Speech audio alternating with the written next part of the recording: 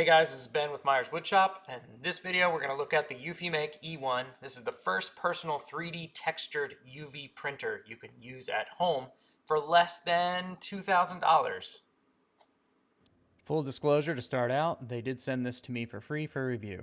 They found me because I was a laser user, and they wanted to show laser users using the UV printer. I wanted one of these for a long time, and when they sent the email to work with them, it was you have to send us video and we need to approve it beforehand. I told them no, I don't work that way and I don't want your thing. If that's the case, they said cool, we understand, we'll send it anyway, make a video, say whatever you want to say. So here it is. You can see that there were a ton of boxes. There was a lot of stuff that came with it. I got the full shebang that they offer right now on Kickstarter. They have like different tiers, and this is the highest tier. This came with the machine, the rotary, the laminator, a whole bunch of ink, and a little bit of the side stuff like the project pack. First off, this machine is tiny. It's like a lunchbox DeWalt planer if you're into woodworking. So it's really small. I've seen some of these in other woodworking or non-woodworking shops. Some of the laser ladies that I follow, they have these UV printers and they are really, really big and extremely expensive, starting at like $35,000 for a home one.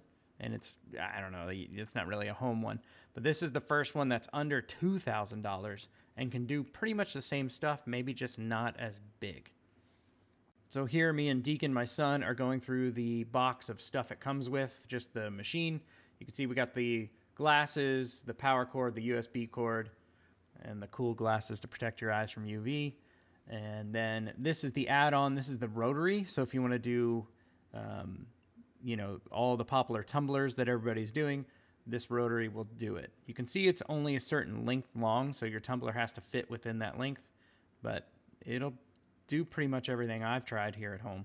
Here's the laminator. So if you want to do some stickers, this will laminate the stickers so you can produce your own stickers, and it works pretty well.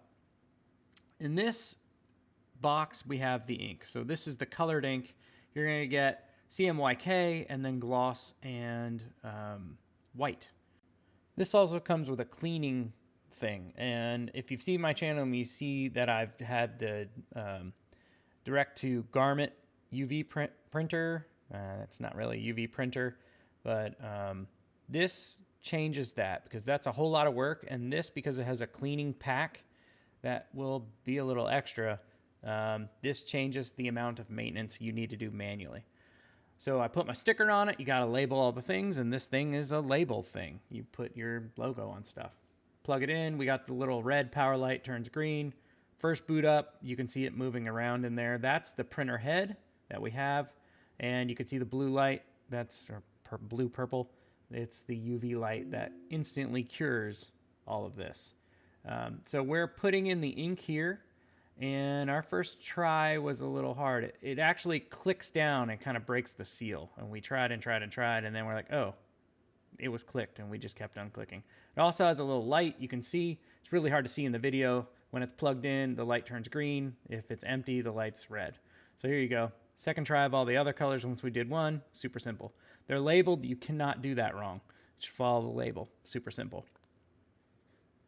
Here we're about to install the cleaning cartridge. So what this does, and what my DTF printer does not do for t-shirts, is it has the cleaning solution in it. So when the machine is not used for a certain period of time, it will run a cleaning cycle. So flushing out the ink and the lines and the print head and putting it into that cleaning pack, and then pulling out the cleaning solution that's in that cleaning pack and flushing it through the lines to keep it moist.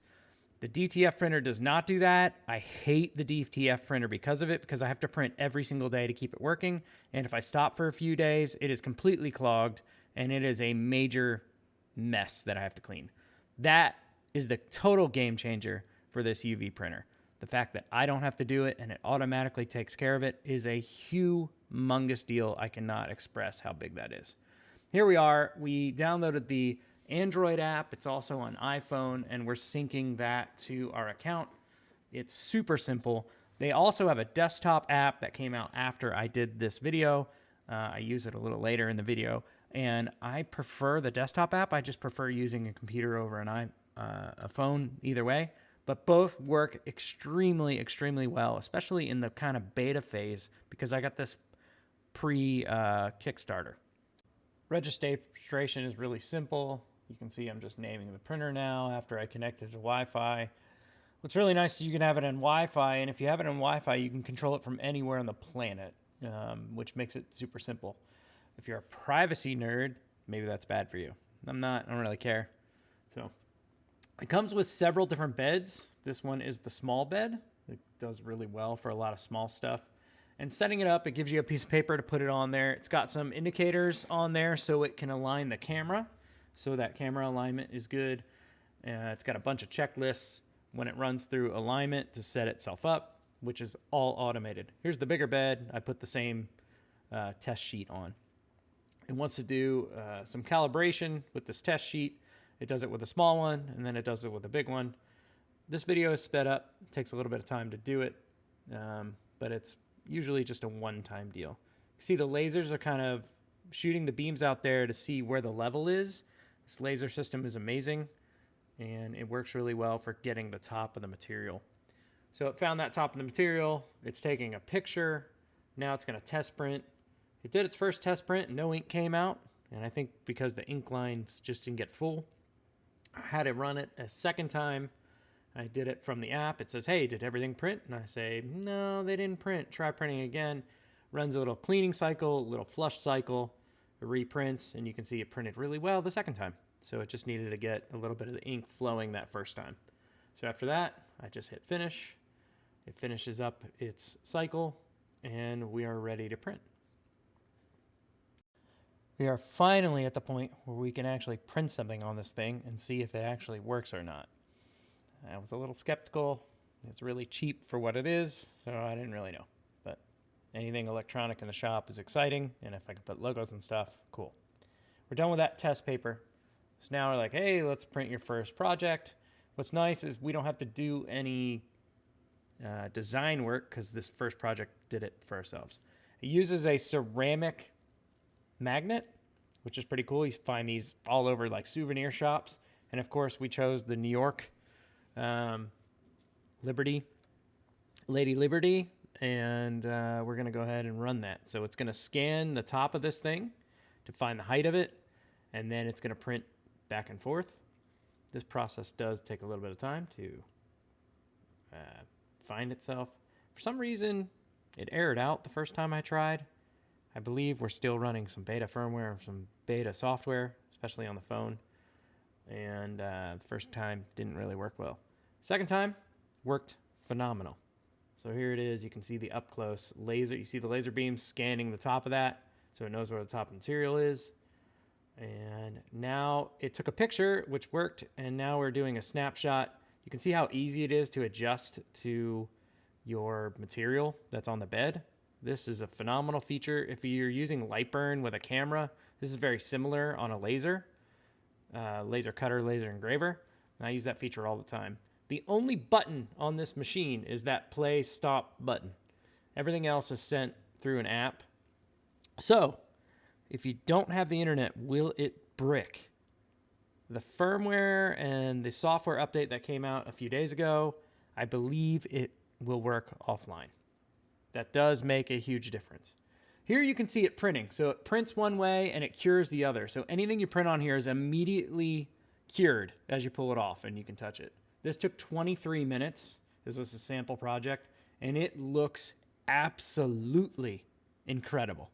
It looks like something you can go to New York City in a souvenir shop and buy right off the rack, and phenomenal. What's really crazy about this, do you see how it's raised up? That changes the game with everything. This is the game changer. Not because I got it for free. It literally was. I pulled it off and I'm like, holy crap, this can do 3D design, 3D feeling, 3D style, 3D shapes, 3D objects. It's incredible. So we have a firmware update. It's all done via the app. It's done very easily. You can do the app or the desktop. And I've had many firmware updates since I took all these videos. I've actually had this thing for several months. I've used it for longer than the period of time where everybody else put out their videos. It's because I'm very late on my video. I apologize, Eufy. But I've used it and I know it's good. So here I did my wife. This is from a picture. It uses AI to find out what should be high, what should be low. So I didn't do anything other than click a little button that says, make this 3D raised. And it did it proportionally. The nose is the tallest part, which it should be. That took 32 minutes. The higher up you build up, the longer it's going to take. So, but it looks really, really good. It's rather incredible with the 3D raised stuff. So now we have the rotary. The rotary looked weird when I first got it. It's pretty simple. There's nothing really much to it. But it does have this chip on the bottom where I've learned later, the machine knows what is plugged into it. So if you have the rotary, if you have the small bed, if you have the big bed, it knows what's in it. This does adjust back and forth like a normal rotary would for a laser. But one thing it does differently is the height adjustment. So you can see I have a tapered cup. So you can't measure from the top. And on a laser, you would have to like adjust it up and down manually with a level on top. This is totally different. So first, the software, you can see now I'm using the desktop software, knows, is it round, is it flat? And you can see where it's measuring. It raises the back up automatically. I didn't do any of this. The machine is doing it automatically. It was really magical to watch at first.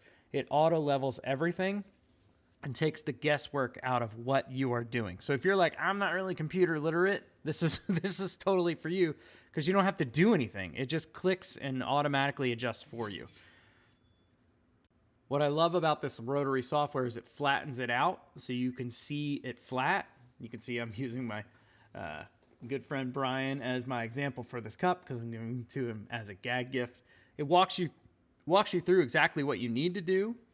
And when you hit the preview, after selecting, what color mode and what you're going to do, you could see it on a mug, how it's going to separate, how it's going to be too big, too small, what it's going to look like round, which is another phenomenal thing. One thing I wish they do, and I've requested in future software, is when it's flat, it takes a picture of the cup because some of the cups have designs and you want to get within that design with your design, and you don't really know without it taking a picture.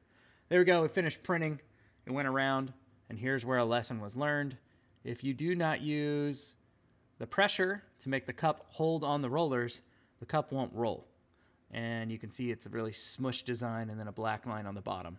I did it wrong, and I didn't use this little extension properly. I got to push it out to apply pressure, so when the rollers roll, it will actually pressure against the cup, so it'll roll proportionally. So this being an example piece, I didn't really care if it was messed up. I tried a second. This was obviously at the very end, so it took a bit of time to print, but now you can take a look, and it came out beautifully. So make sure you use the adapters to the different cups, so you get the pressure where it actually hits the rollers and rolls. But the quality is phenomenal. It does not peel off with your finger. I have no idea if this is dishwasher safe, though. So contact Eufy and ask them. I have no clue. All right, so I tried another ceramic tile. This was my logo, flat. I didn't have any 3D raised on there, and it came out really beautifully, except I accidentally left the white inside the MW circle. That wasn't supposed to be how it's done, but oh well. Looks really good, and this probably took about 5 minutes. It's really fast on small items. If you have multiple items, you can lay it down, and they can do multiples at a time. There you go. Those are the 3 sample pieces I did. First tries I've ever done, and they came out beautifully. Another thing in the sample pack here is a iPhone case. So it's just a clear plastic. Can it do plastic? So I did ceramic. Now we're doing plastic. Throwing in the smaller bed, and I printed on it with my buddy's logo, and it came out fantastic. I did a white background base with color on top, and you can see the white background on the inside. That makes the color on top pop. It's the same thing with DTF printing for t-shirts. You usually want a white base and a color top. And then I realized I did not take off the plastic protection when I did it. So now he's got a really cool sticker. So if you want to know if you can do stickers, yes. I found that out accidentally. Uses 0.28 milliliters of ink, which is very, very little. And now I did it a second time actually on the case, and it looks fantastic, just like it did with the sticker. So, can you do phone cases? Absolutely. I can see you taking this out to a market because it's really easy to transport. And I actually seen somebody do it in the Discord server. They took it out to a market and they were doing custom phone cases and customizing people's stuff at like a craft fair or a local farmer's market. And they were charging people to do that. Took a picture of my son and said, let's do a mug. This mug is different than a tumbler because it has the handle that you can't remove. What is super cool about this is, did you see that laser beam checking where the mug handle is? That's incredible. The thing checks it on its own, and the human doesn't have to interact with it. It auto leveled it, it auto found out where the handle was, and it positioned it beautifully. Now, one thing I didn't account for was that metal top ring, because I thought it'd be funny to have him like look like he's drinking out of his own mouth, or his mouth is pouring out whatever comes out. He loves coffee, so we made kind of a funny thing. This was just fun with a kid. So he was happy with the mug with a face on it, and it didn't take very long, and it was very, very simple to do rotary. So here's the big bed. How does the big bed work? The big bed is motorized. You can see that these beds change out with a flick of a switch. Super simple. But the bed is motorized, which is super cool. So you can do something really big with it's called pass-through. So it goes bigger than the machine, which is really nice. You save a lot of space because the bed is moving and not the machine. I did that test print on the big bed. All the colors turned out really well. It says, does it work? Does it work? Was it bad? So my pink was not the best. So I did a try printing pink again. It cleans it out. Now I'm looking at for something bigger. What bigger can we use? It comes with some canvas wall art, and we're just throwing down some canvas wall art, and I am putting down pieces of paper around it, so if the ink goes off the edge, which I want it to, it won't stick to the bed and ruin the bed. I found out later blue tape works even better than this.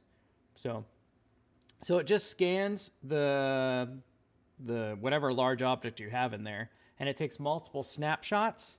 And when it does that, it pieces all of them together in the preview. You can see the preview. So it looks like one picture, but it actually is multiple pictures.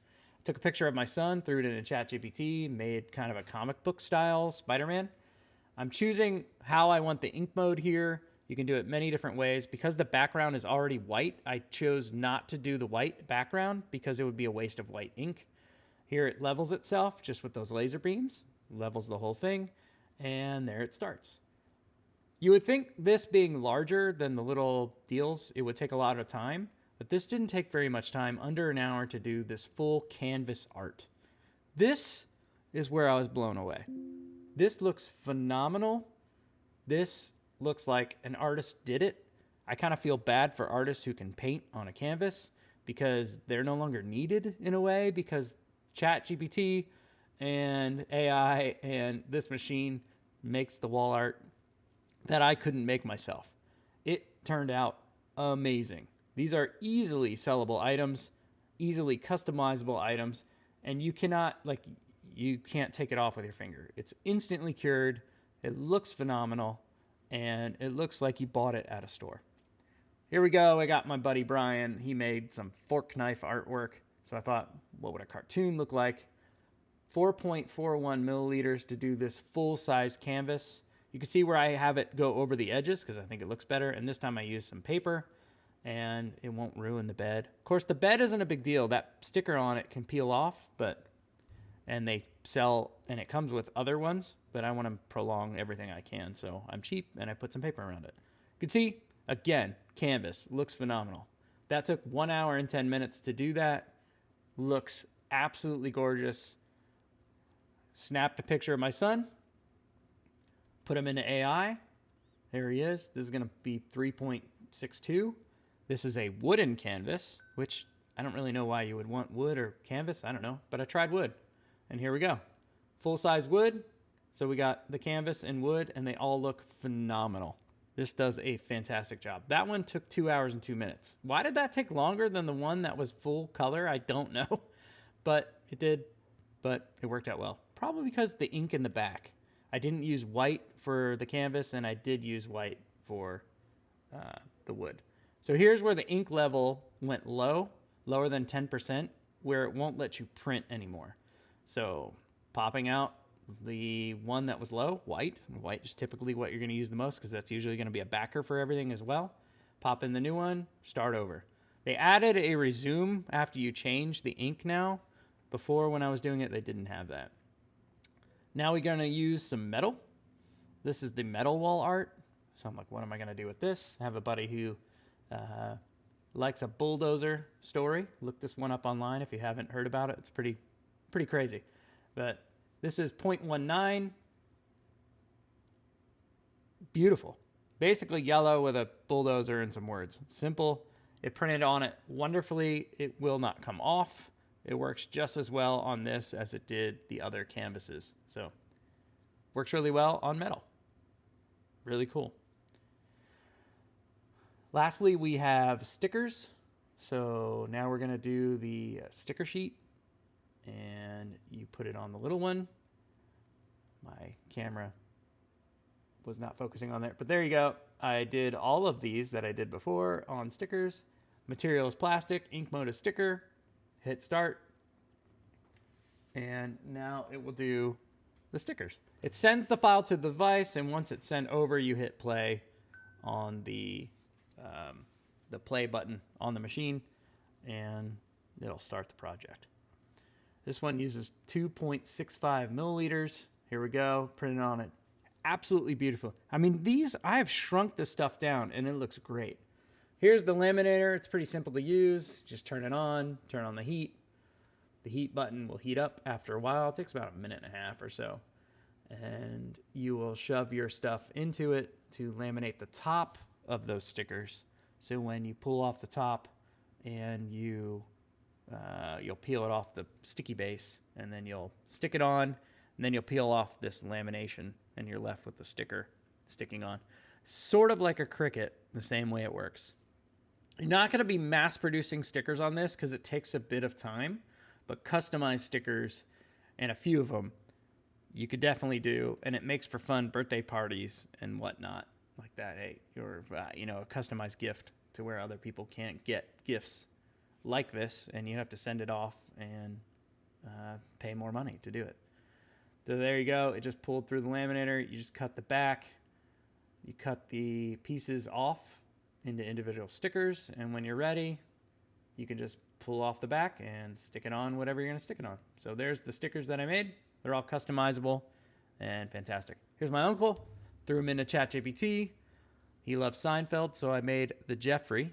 If you know what I'm talking about and you've gotten this far in the video, comment the Jeffrey down below. This is a play on the Kramer, the artwork that sold. So this is just super cool. It looks like something you buy off of, a true artwork website. There's my son's artwork. There's our artwork. So that's kind of what I did.